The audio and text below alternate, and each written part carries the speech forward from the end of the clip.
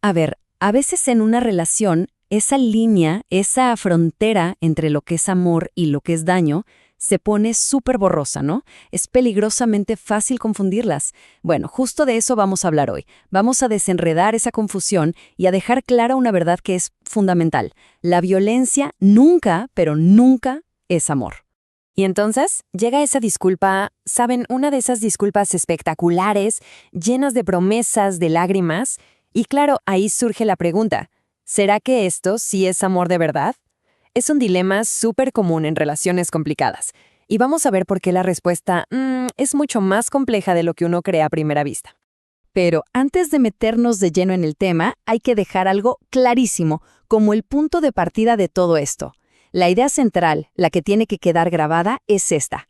La violencia en una relación nunca, y lo repito, nunca es amor. Punto. Esa es la base de la que no nos podemos mover. Y es que justo aquí es donde empieza todo el peligro. Cuando se permite, digamos, un poquito de violencia. Un grito por aquí, un empujón por allá. Se está sentando un precedente terrible. Es como abrir una puerta que, una vez abierta, es muy difícil de cerrar. Se abre la puerta a que se repita, a que se empiece a ver como algo normal. Y ojo, casi siempre la cosa va a peor con el tiempo. Ok, entonces, para entender bien cómo se arma este patrón, lo primero es reconocer que la violencia tiene muchísimas caras. De verdad, es un gran error pensar que solo se trata de golpes o daño físico. A veces, sus formas son mucho más sutiles, pero igual de destructivas. Porque, a ver, la violencia es mucho más que un golpe. Se manifiesta, por ejemplo, en los insultos, las burlas, las humillaciones constantes que van demoliendo la confianza. Se esconde en esos celos extremos, en querer controlar el celular a cada rato. O toma la forma de amenazas, ¿no? El clásico, si me dejas, hago algo. También está la manipulación.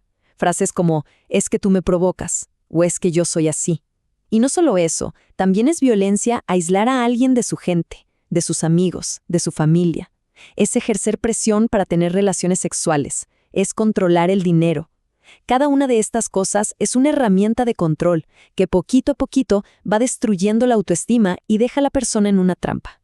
Y por eso es tan importante saber diferenciar. Una cosa es un conflicto sano y otra muy diferente es la violencia en la relación. A ver, en una relación sana hay desacuerdos, claro, se debate, pero siempre con respeto. Se pueden poner límites.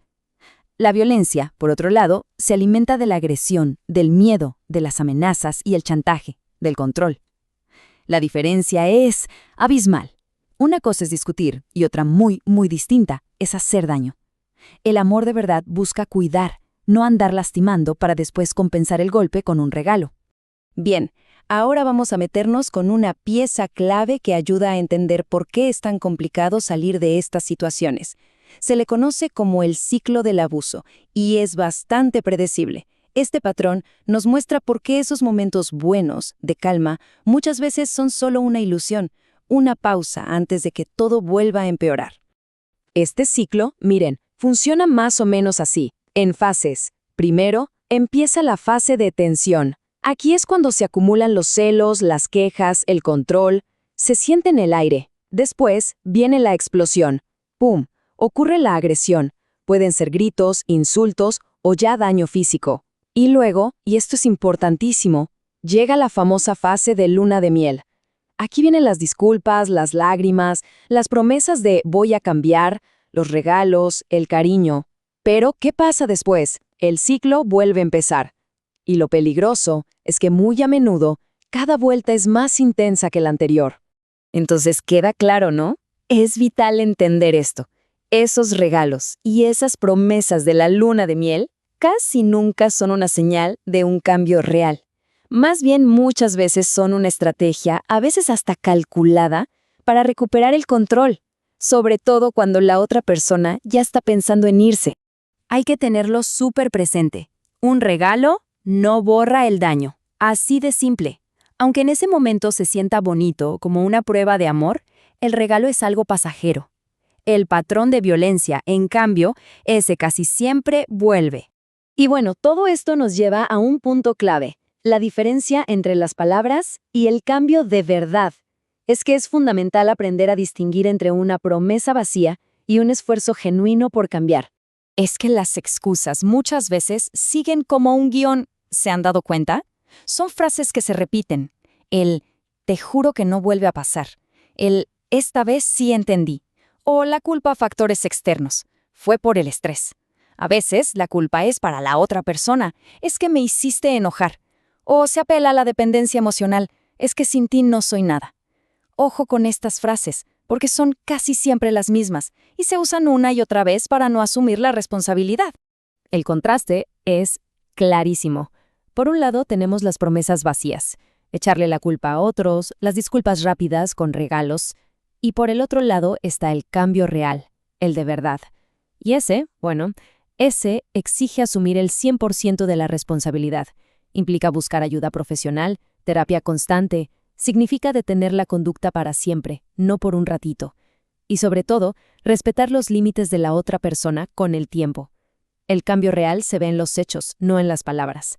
Y con esto llegamos a la parte final, que es quizá la más dura de este análisis. El altísimo costo de la esperanza. El precio real que se paga por quedarse en una relación violenta esperando un cambio que muchas veces nunca llega. Y es que el costo no es solo emocional, para nada. Se traduce en ansiedad, en depresión. Se traduce en aislarse de la gente que quiere ayudar, de la familia, de los amigos, en no poder dormir bien. Lleva a tener la autoestima por los suelos, a una dependencia emocional tremenda y, por supuesto, a daños físicos. Pero el punto más grave, y hay que decirlo con todas sus letras, es el riesgo real de que la agresión escale a algo mucho más severo o incluso a la muerte. Es un peligro que, lejos de disminuir, suele aumentar con el tiempo. Para ir cerrando, quedémonos con 3 ideas fundamentales.